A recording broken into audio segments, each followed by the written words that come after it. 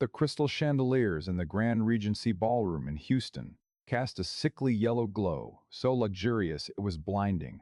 But to Aaliyah Vance, it felt like a thick fog choking the life out of her. The hum of chatter, the sharp clinking of wine glasses, and the smooth jazz from the stage band offered no comfort. Instead, they felt like needles pricking her nerves, which had been shot all evening. Aaliyah adjusted the lapel of her deep blue evening gown, a modest, elegant design that didn't scream for attention. She stood in the corner of the room, clutching a glass of bottled water, her eyes tracking the man who was the center of gravity, Julian Vance. Her husband, Julian, in a custom silk suit that cost more than her entire annual salary as a librarian, looked more radiant than ever. He was all smiles, his arms spread wide with confidence as he worked the political donors. In his early 50s, Julian still kept a fit physique and a commanding elegance. He was at the top of his game, the front runner for the Texas governor's seat. And Aaliyah, the wife who had stood behind him for 30 years, knew that smile was his deadliest weapon. "Mrs. Vance, a wonderful evening, isn't it?" A woman in an expensive dress approached, flashing a polite plastic smile. "Julian is truly a gifted speaker. Houston is lucky to have him." Aaliyah offered a soft smile, one she had perfected through thousands of parties like this. "Thank you. Julian has always been dedicated to the community." But as the woman walked away, Aaliyah's smile vanished. She felt a cold chill run down her spine when she saw Julian glance her way. It wasn't the warm look of a husband, but the calculating gaze of a politician eyeing a piece of junk. He gave a slight nod toward the private study located behind the grand hall. Aaliyah set her glass down and started walking. She cut through the crowd, where people occasionally nodded, future First Lady, with a mix of respect and curiosity. They saw a black woman, with a mature beauty and a calm demeanor, a symbol of stability. It didn't see the cracked spiderwebbing beneath the surface. When the heavy oak door of the study closed, the noise of the party was completely cut off. The room reeked of expensive cigars and leather. Julian stood by the window, his back to her, looking down at the heavy Houston traffic below. "The party is going well, Julian," Aaliyah said, trying to keep her voice steady. "Everyone is very optimistic about the upcoming campaign." Julian didn't turn around. His voice was low and dead. "That's right. The campaign is at a turning point. And that's why we need to talk, Aaliyah. A straight-talk conversation I've put off for too long." He spun around, holding a charcoal blue file. He walked to the desk and tossed it onto the glass top like it was yesterday's news. "Sign it," he said curtly. Aaliyah frowned and stepped closer. When the words marriage termination and property settlement agreement hit her eyes, her heart skipped a beat. "Julian, what is this? We're gearing up for the gubernatorial race. Are you kidding me? I've never been more serious." Julian leaned back in his chair, interlacing his fingers. "Let's face facts, Aaliyah. You're a good woman, a devoted librarian, a kind wife. But you're the past. You're the image of an old, dusty Houston of the poor neighborhoods. I'm trying to move beyond. The image of a Texas governor needs something more explosive, more powerful, more modern." "More modern," Aaliyah repeated, her voice trembling with anger and shock. "I was with you when you were a junior lawyer without two nickels to rub together. I raised our kids, took care of this home, and gave up my dreams of being a painter so you could run for office.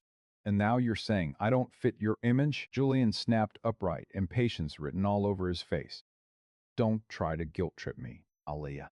That's a fatal mistake in politics.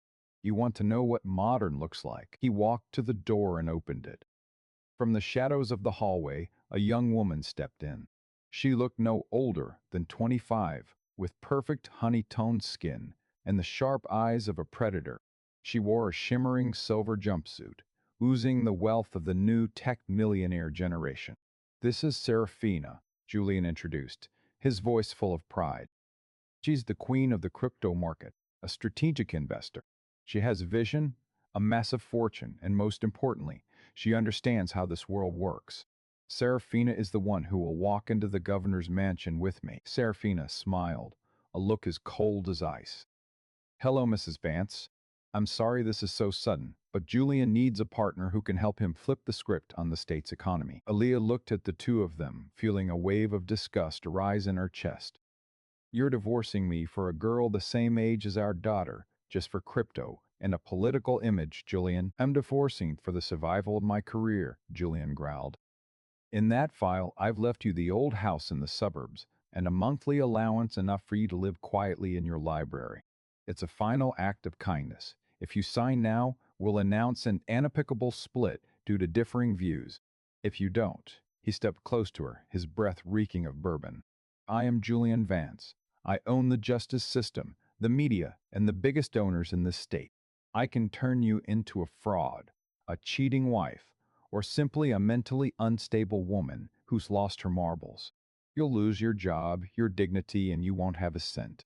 Sign it, Aaliyah. Don't make me steamroll you. Aaliyah looked deep into her husband's eyes, searching for a tiny spark of the man she once loved, the one who swore to protect her forever. But she saw only an abyss of greed and cruelty. With trembling hands, but steady eyes, she picked up the pen, not out of fear, but because she suddenly realized she didn't want to spend another second in this lie of a life. She signed her name on the agreement. It's done, she said, her voice so cold it surprised even her. I hope your spotlight is bright enough to hide the rot inside, Julian. Julian grabbed the file, smiling triumphantly. Thanks for cooperating. A driver will take you home to pack your essentials. As of tomorrow morning, this Houston penthouse belongs to Serafina. Aaliyah turned and walked away without looking back once. As she stepped out of the hotel, a sudden thunderstorm broke over Houston. The rain poured down as if trying to wash away the fake luxury of the party. She didn't wait for the driver. She walked through the rain, the freezing drops soaking into her skin, but they weren't as cold as her heart right now. She returned to their high-end apartment, but the locks had already been changed. A large security guard stood at the door, holding out a small cardboard box. Mr. Vance told me to give you this. He said you won't be needing the rest. Inside the box were just a few random items, a library notebook, an old paintbrush, and the most precious thing her father, Elijah's silver ring set with a quartz stone. Elijah stood frozen in the silent hallway. 30 years of marriage, thousands of hours of devotion, all packed into one tiny cardboard box. Julian's betrayal wasn't just that he had someone else, but how he completely erased her existence from his life. He saw her as an obsolete accessory that could be tossed out without a second thought. She walked out of the building and stood under the awning of a closed shop, the cold starting to soak into her bones. She opened the old notebook and an old yellowed business card with a torn corner fell from the pages. On it was her father's handwriting in black ink. If the Houston sky ever feels too small, head west, where the desert stars lead the way. Find Caleb Walker. Aaliyah stroked the card. She remembered her father, Elijah, a tall black man with rough hands, who always smelled like hay and horses. Julian had always looked down on him as a poor old farmer. But in Alia's memory, her father always had a strange sense of peace, as if he held a secret the rest of the world couldn't touch. Dad, she whispered through the sound of the rain, I really need a way out. In the cardboard box, she found the keys to the beat-up pickup truck she still used to deliver books to the poor neighborhoods. It was the only asset Julian didn't bother fighting for, because it was too cheap. Aaliyah threw the box onto the passenger seat and cranked the engine. The dry roar of the motor sounded like her own scream. She drove out of the city, leaving behind the neon lights of Houston, Julian Vance's shadow of power, and the bitter betrayal. She didn't know where she was going, only that west was the only place she had any hope left. The highway was empty, save for the rhythmic thumping of the wipers against the windshield. Aaliyah looked in the rear-view mirror and saw herself aged 10 years in a single night. But in her eyes, red from crying, a small fire began to kindle. Julian believed he had stripped her of her power, believed she was a weak woman who would fold at his feet. He didn't know that the blood in her veins was the blood of people who conquered the Texas plains with iron wills. The rain kept falling, but as she drove further west, the black clouds began to thin. In the distance, where the horizon met the arid lands, a lone star suddenly broke through the clouds. Aaliyah's pickup groaned under the gas pedal, the temperature needle creeping toward the red line, but she didn't let up. She drove through the night, passing lonely gas stations and cotton fields swaying in the high plains wind. When the first light of dawn stained the horizon pink, the landscape had completely shifted. The glass and steel skyscrapers were gone. replaced by the glowing red limestone ridges and jagged scrub brush of West Texas. The address on the card led her down a rugged dirt road nearly 30 miles off the main highway. A Vance Ranch, no trespassing sign, so rusted it was barely legible, hung crookedly from an old iron gate. Elias stopped the truck and took a deep breath of the bone-dry air, thick with dust and burnt grass. It had been over 20 years since she'd set foot here. Ever since marrying Julian, he'd done everything to isolate her from her low-class roots, and Aaliyah, blinded by love, had let her father's ranch slip into oblivion. She hit the gas, and the truck lunged through the gate. The road to the main house was washboarded and overgrown with knee-high weeds.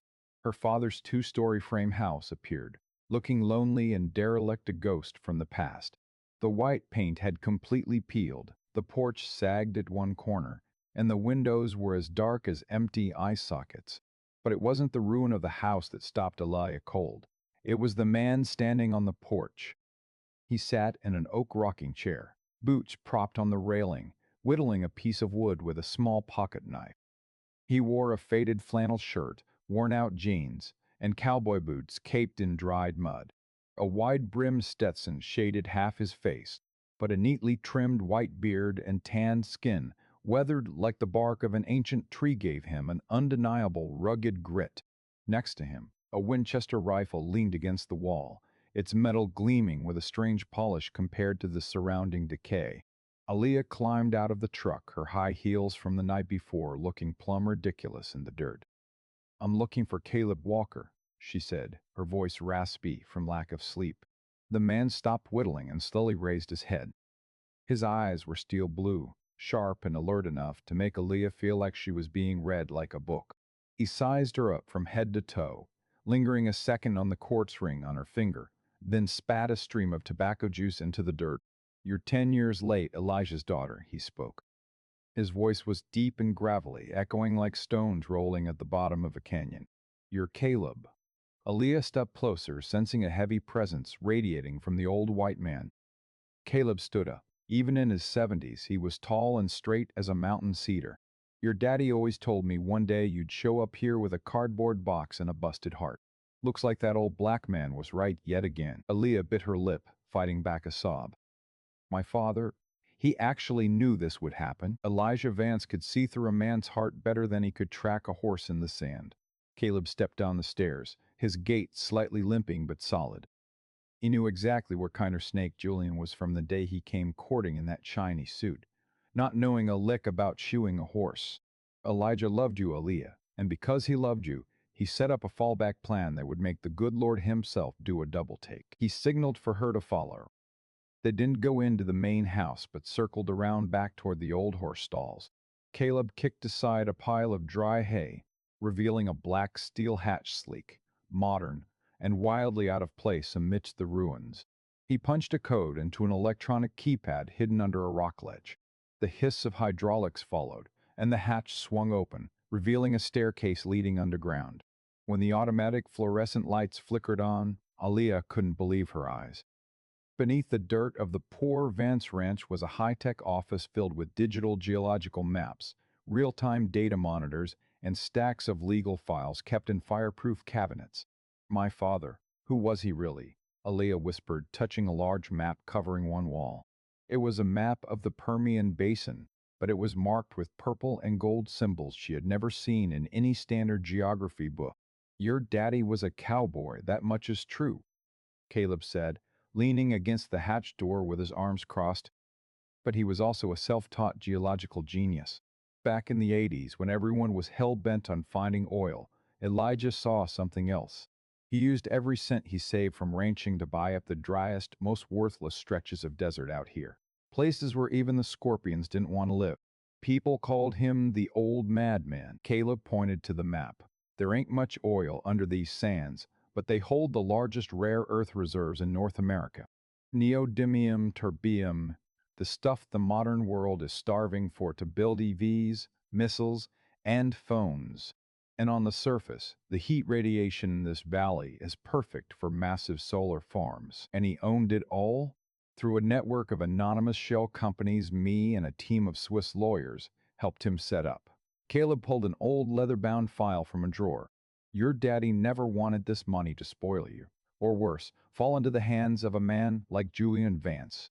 He knew Julian would climb the ladder at any cost, and if he'd known about this treasure, he would have crushed you to get his hands on it. Alaya opened the file.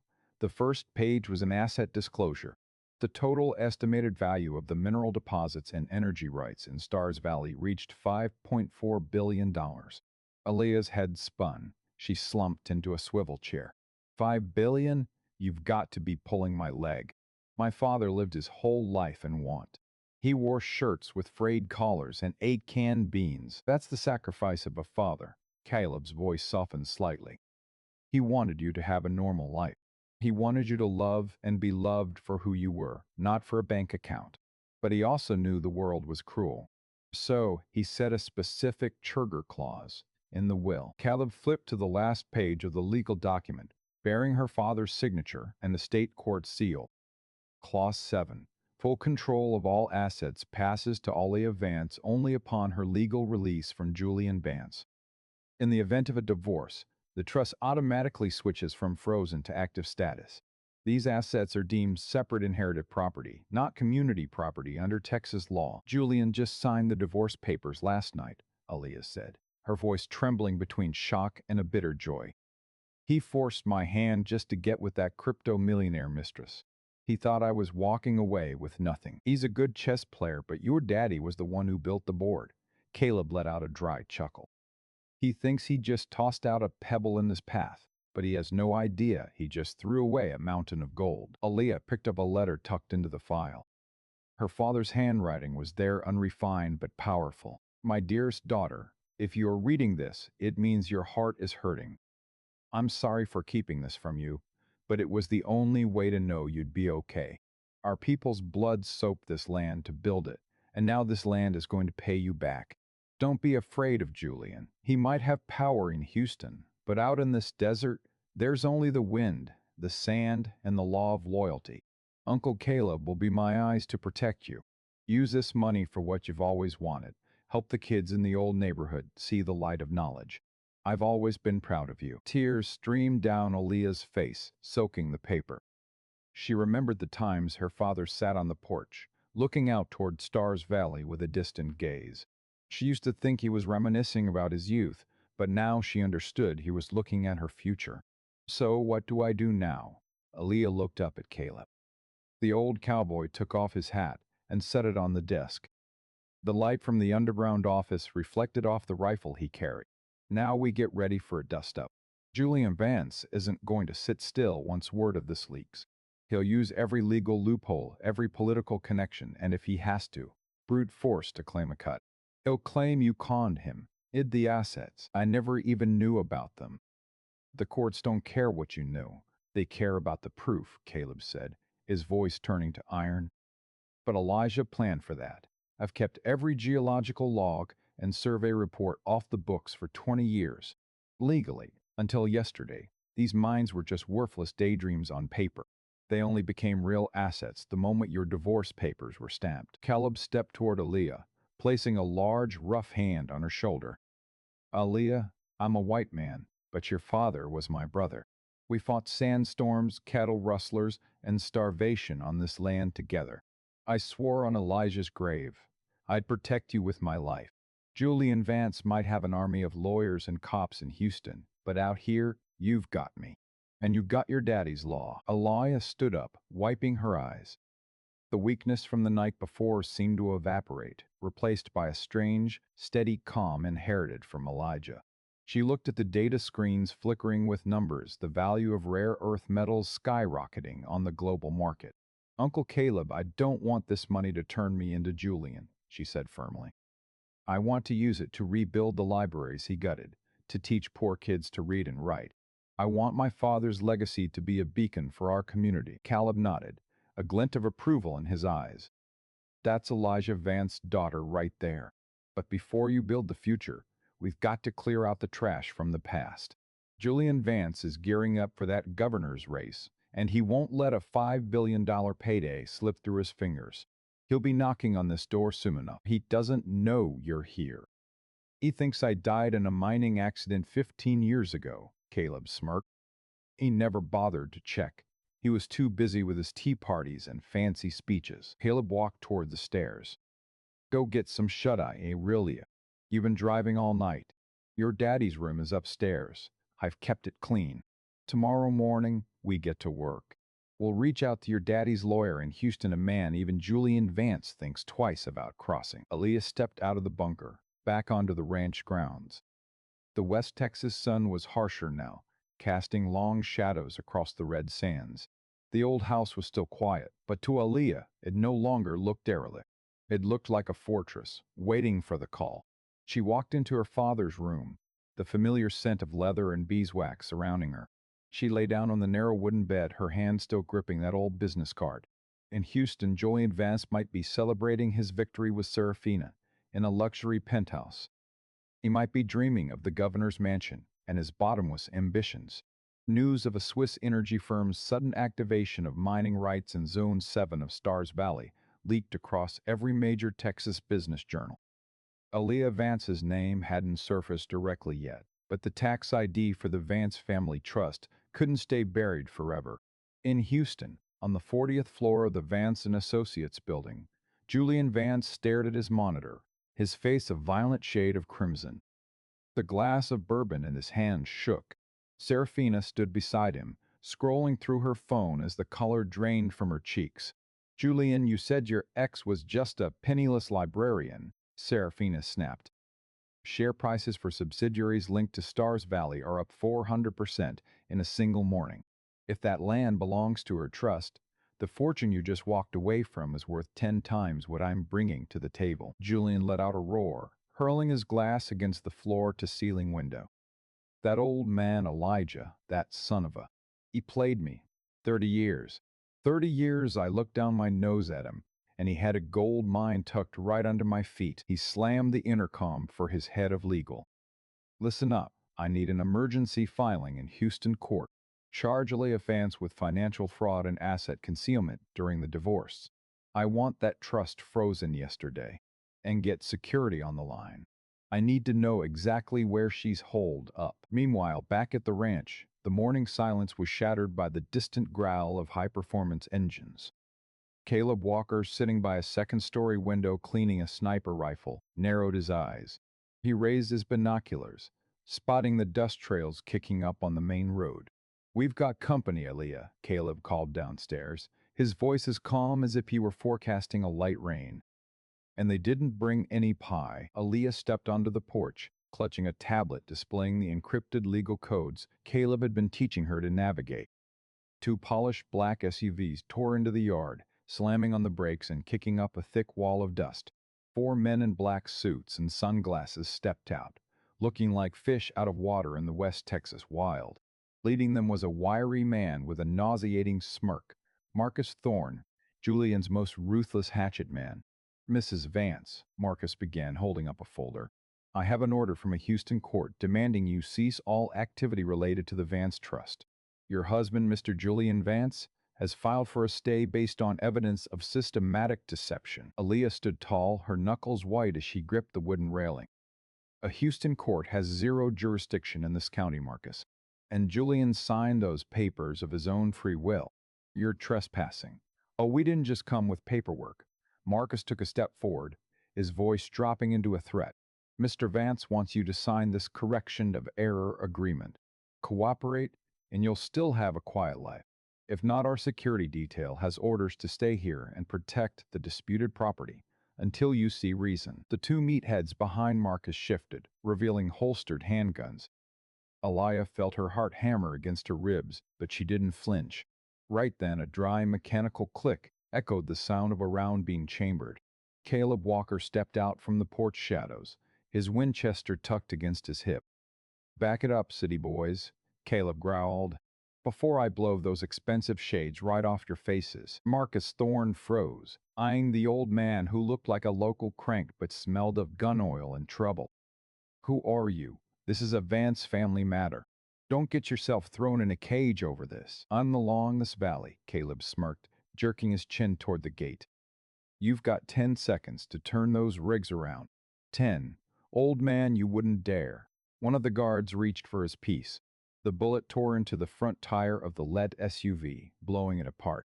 The blast echoed through Stars Valley, sending hawks shrieking from the cliffs.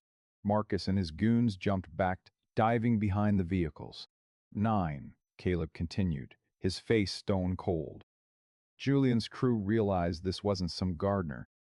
Caleb had the eyes of a man who'd seen the business end of a gun more than once. Marcus hissed through his teeth, pointing a finger at Aaliyah. You're gonna pay for this in court, Vance.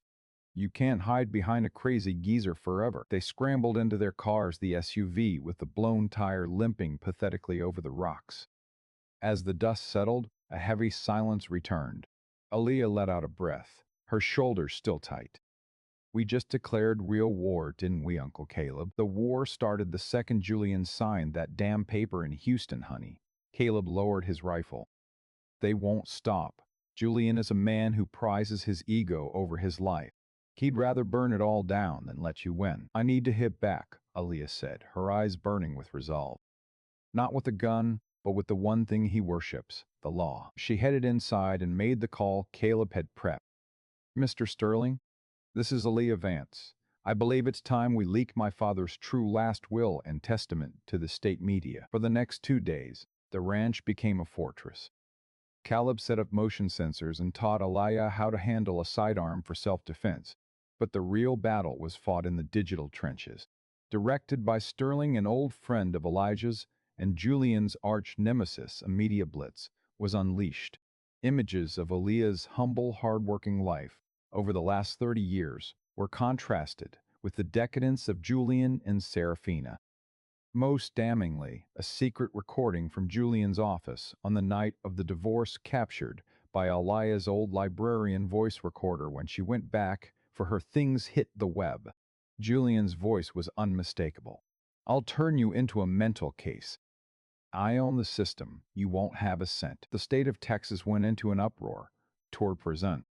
Julian Vance's man of the people image collapsed like a house of cards. But Julian, in a fit of desperation, went for a Hail Mary. He claimed Aaliyah was conspiring with a foreign fraud ring, the Swiss Trust, to steal Texas resources and called for state security intervention. That night, the air in Stars Valley turned thick. Caleb and Aaliyah were in the bunker when the alarms tripped. On the monitors, they saw headlights cutting through the dark. Not Julian's SUV's unmarked trucks full of masked men with heavy gear. Those aren't lawyers, Caleb muttered, grabbing his leather coat and ammo belt. Those are hired guns Julian sent to recover the evidence manually. Are they going to kill us? Aaliyah asked, her voice shaking, but her hand was firm on the pistol Caleb had given her. If they have to, but they want the hard drive and that server more. Caleb checked his Winchester. Aaliyah, listen to me. I'm going to draw their fire at the front. You take the escape tunnel to the west stables. Nightfall is there your daddy's black stallion. He's the only thing fast enough to outrun the dark. I'm not leaving you. You aren't leaving me. You're protecting your daddy's legacy. Caleb barked, his steel blue eyes locking onto hers with total faith. If they get the raw data, Julian can wipe the trust off the map. You get that drive to Sterling in San Antonio. Move. Glass shattered upstairs. The dry pop of gunfire began. Aaliyah grabbed the bag with the hard drive, gave Caleb one last look, and dove into the shadows of the tunnel. She crawled through the tight space, the smell of damp earth and fear closing in. When she emerged at the stables, the main house was already in flames. Caleb was trading shots with at least 5 attackers, his rifle barking defiance into the night. Aaliyah vaulted onto Nightfall. The massive black horse whinnied, sensing the urgency. She rode bareback, gripping his mane just like her father had taught her as a girl. Go, Nightfall, for Daddy! The horse took off like a black streak through the brush. Behind her, 2 dirt bikes ridden by the mercenaries spotted her and gave chase. The roar of their engines shredded the desert silence, their headlights dancing across her back. Bang, bang, bang. Bullets whizzed past her ears. She stayed low, pressing her chest against Nightfall's neck. She led them toward the stone labyrinth, a section of the valley cut by deep fissures only a real cowboy knew how to navigate. Nightfall cleared the gaps with precision, while one bite behind her failed to break and soared into the abyss. The second bike stayed on her tail. The rider raised a carbine, aiming for the horse's legs. Aaliyah knew she had to act. She remembered Caleb's words, "In the desert, brains beat bullets." She steered Nightfall toward the Devil's Sink, a patch of land that looked flat, but was a natural trap. Her horse skimmed the hard rocky edge, while the heavy bike plowed straight into the silt-fine sand. The engine screamed in desperation before falling silent as the sand swallowed the machine whole.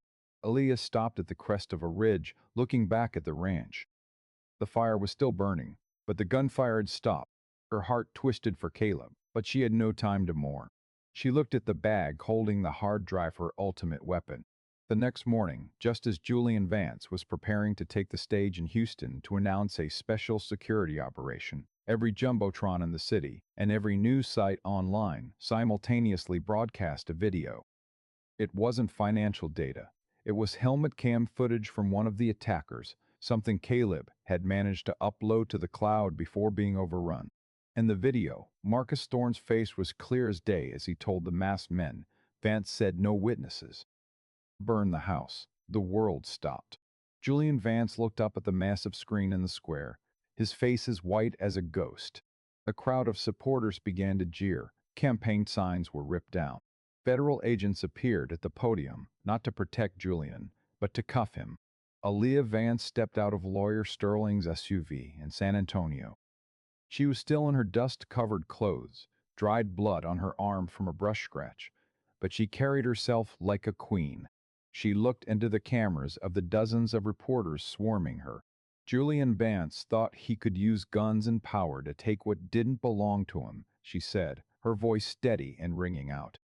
But he forgot that this land has a soul, and that soul never sides with a backstabber. The hum of the fluorescent lights in the temporary briefing room at the San Antonio FBI field office was an irritating buzz, vibrating against Aaliyah Vance's eardrums in the thick, tense air.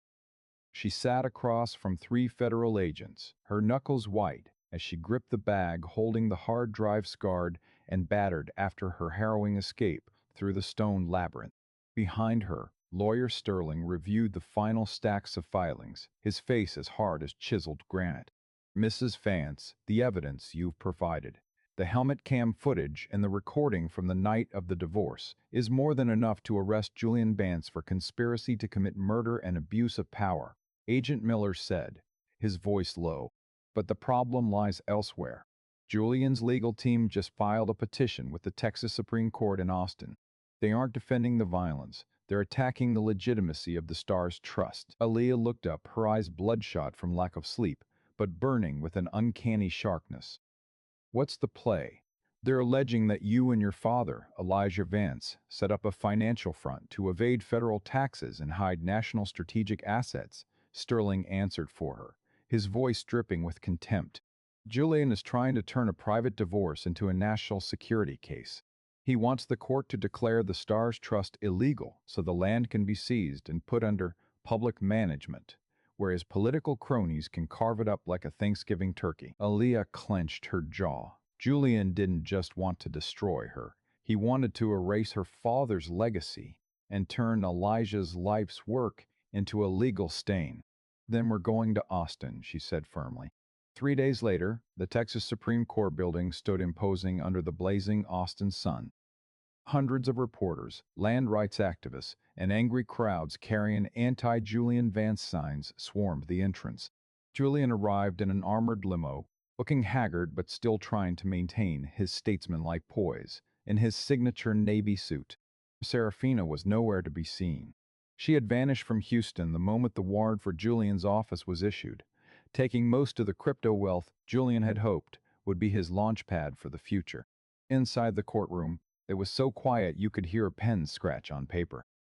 Julian sat at the defense table, his eyes avoiding Aaliyah.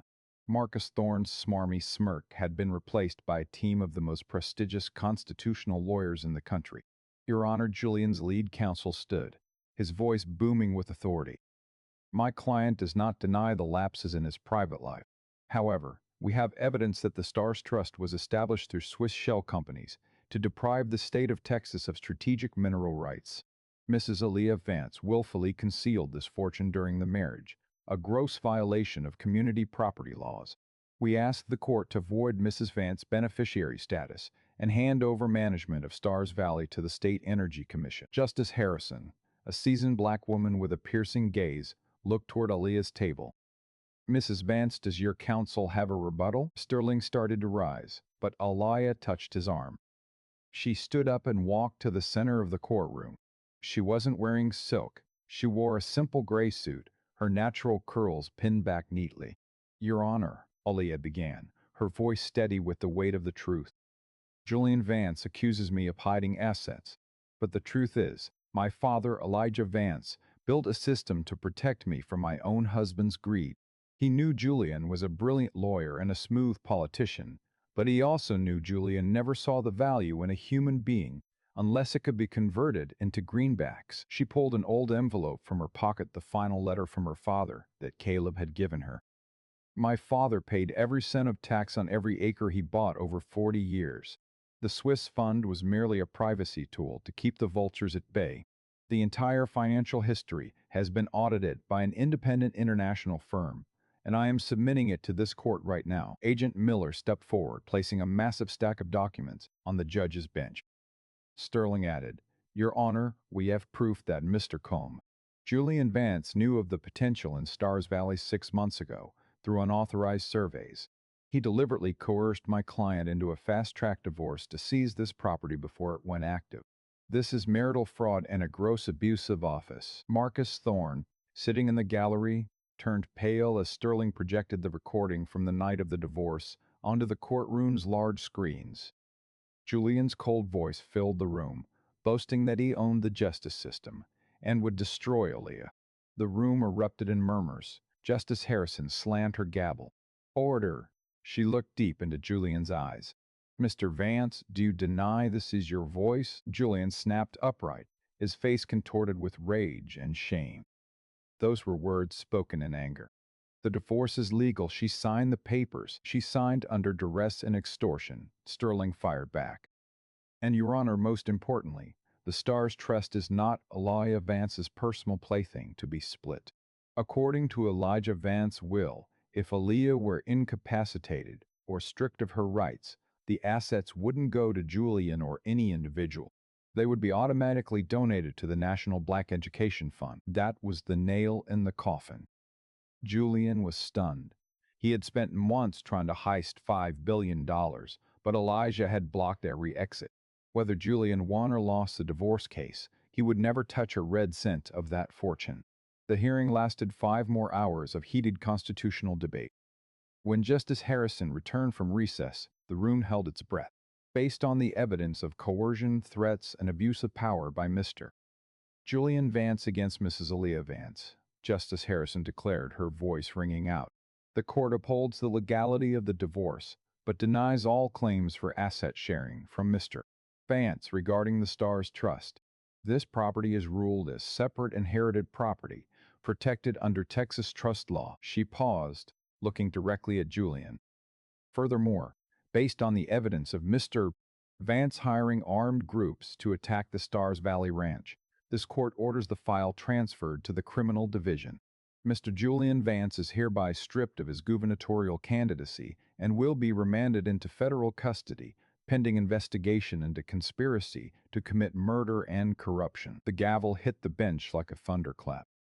Bailiffs moved in, cuffing Julian right there. A whirlwind of reporters rushed forward. Julian looked completely broken, the shadow of the powerful candidate gone, replaced by a bitter loser being led through a narrow hallway. Aaliyah stood still, taking a deep breath. She didn't feel the triumph of the fallen enemy.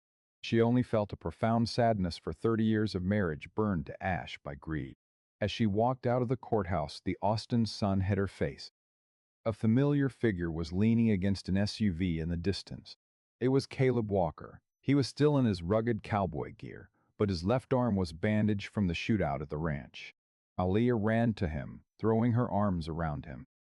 Uncle Caleb, you're alive, Caleb chuckled, patting her shoulder with his rough hand. Those punks weren't high caliber enough to send me to meet your daddy just yet. They burned the house, but your daddy's bunker didn't budge. Julian lost Uncle Caleb. The law did its job. Caleb took off his hat, wiping the sweat from his brow. The law is one thing, Aliyah, but the desert's karma is what really bites. Julian reaped what he sowed, but you, he looked at her with proud, steel blue eyes. You kept the faith and your grit.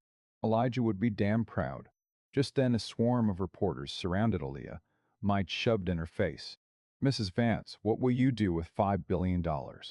Are you planning to buy back the Houston mansion or build an energy empire? Aaliyah looked into the camera lens, her smile now holding a power Julian could never understand. I don't need a mansion, she answered clearly. I'm a librarian, and I'm going to use this money to make sure no child in Texas grows up not knowing how to read, and no soul has to suffer the oppression of ignorance.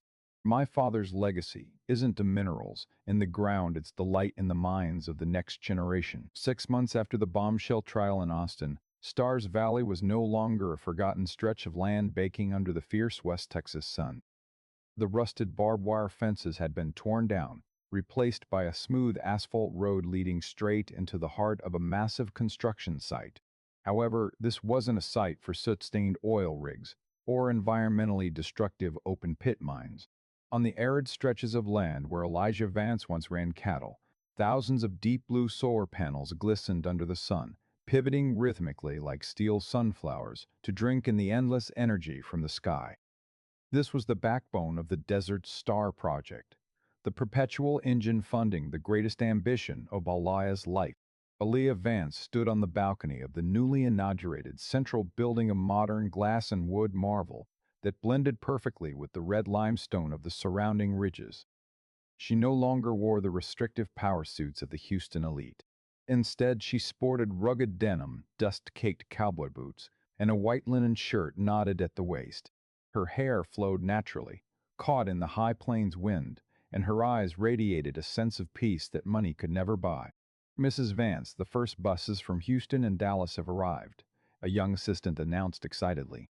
Aliyah smiled, nodded, and headed down the grand lobby stairs. In front of the Elijah Vance Education Center, 3 large buses pulled to a stop.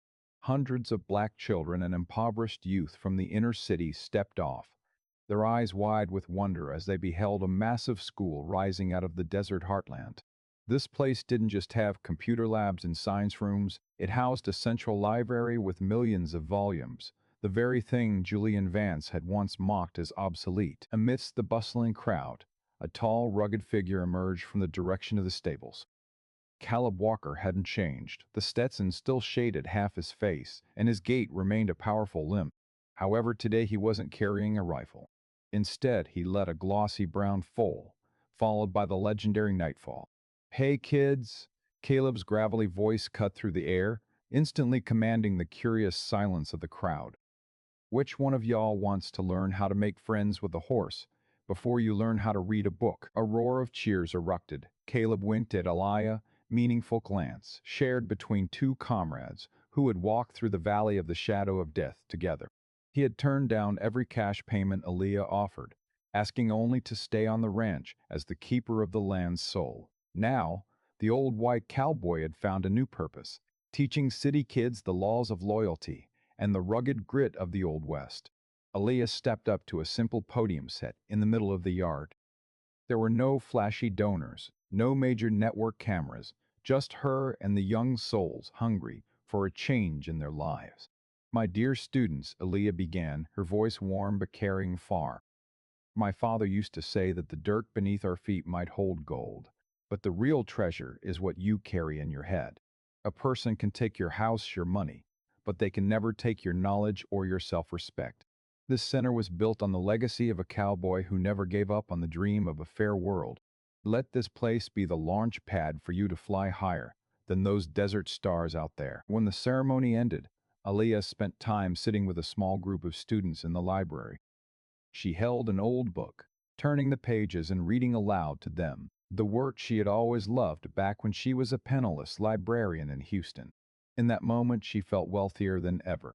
This riches didn't lie in the $5 billion figure in her account, but in the bright smile on the face of a boy who had just sounded out the word freedom. Late that afternoon, As the children settled into their boarding quarters, Aaliyah drove the old pickup, the same one she used to escape Houston that night, toward the family cemetery on a windswept ridge. She placed a spray of wild flowers on her father's grave. Beside it, his old geological maps and his letter were protected in a glass display case. "Dad, justice was served in the most beautiful way," she whispered. Hundreds of miles away, in a federal prison in central Texas, Julian Vance sat in a cramped cell. The political spotlight had gone dark, replaced by the drab gray-orange of a prison uniform. He had just finished his mandatory shift in the prison library, a cruel twist of fate. He had to organize old books and dust off shelves he once considered trash. Julian looked out the iron-barred window, regretting not the betrayal of Aaliyah, but the arrogance that blinded him to the true value of what he owned. He had all the power, but he lost his soul for a mirage. Serafina fared no better. Her crypto projects were exposed as a massive Ponzi scheme. She was hiding out in a non-extradition country, her assets frozen, living in fear of assassination by investors who had lost everything. Karma doesn't arrive like a thunderbolt. It comes like the quiet shift of the desert sands, burying the fake and nourishing the true. Aaliyah returned to the ranch's main house. The wooden structure had been restored by Caleb and a team of craftsmen, keeping its rustic but solid charm. She sat at the oak desk in Elijah's study and opened a fresh notebook. She began writing the first lines for the scholarship fund named after her father, planning to expand the model to neighboring states. Caleb walked in carrying 2 glasses of iced tea heavy with the scent of mint. He set one before her and leaned against the doorframe, looking out at the solar fields glowing with the soft blue light under the moon. "Elijah's probably having a real good laugh up there," Caleb said, his steel blue eyes crinkling with wit. "That old man always loved a happy ending, even if he spent his whole life saying the world was a bucket of trouble." Aaliyah took a sip of the tea, feeling the cold refresh her throat. "This isn't an ending, Uncle Caleb. This is just the beginning. We've got a lot of work left to do." "I know," Caleb nodded, tipping his Stetson. "Tomorrow morning, I'm teaching those kids how to ride through the stone labyrinth. Gotta show 'em this desert ain't scary if you've got a brave heart." As Caleb walked away, his leather boots rhythmic on the wooden floor, Aaliyah looked up at the night sky over Stars Valley. The stars twinkled like millions of priceless diamonds suspended in the air. She realized that her life was like a stretch of desert. It had its blinding sandstorms, its freezing winter nights, and the barrenness of human hearts. But as long as you fought to protect the seeds of justice, the dawn would always come. She was no longer the woman cast aside by an ambitious politician. She was no longer a shadow standing behind anyone's spotlight. Aaliyah Vance was now the embodiment of the earth's strength, the protector of the legacy of proud black cowboys, and the spiritual mother to thousands of children finding their way to the future. The desert wind blew through, carrying the scent of freedom and compassion. Aaliyah took a deep breath, a happy smile blooming on her lips. She picked up her pen to continue her new plans, her heart filled with peace. Under the light of the desert stars, a true empire had been built, not with bricks or money, but with love and an undying faith in humanity.